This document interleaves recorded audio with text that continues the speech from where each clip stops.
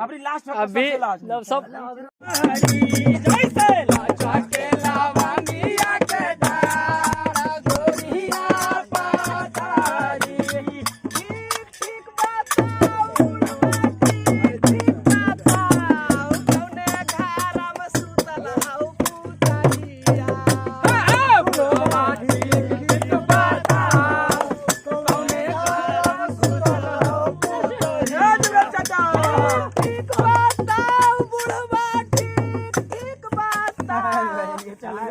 ये हमार short video हलै। पूरा वीडियो देखे खातिर यूट्यूब पर जाके लिखो गांव के होली मगहिया कलाकार के नया वीडियो। और अगर फेसबुक पर देखे चाहो को तो फेसबुक पर सर्च करो गांव के होली मगहिया कलाकार के नया वीडियो और फेसबुक पेज और यूट्यूब चैनल के सब्सक्राइब करला नया नया वीडियो।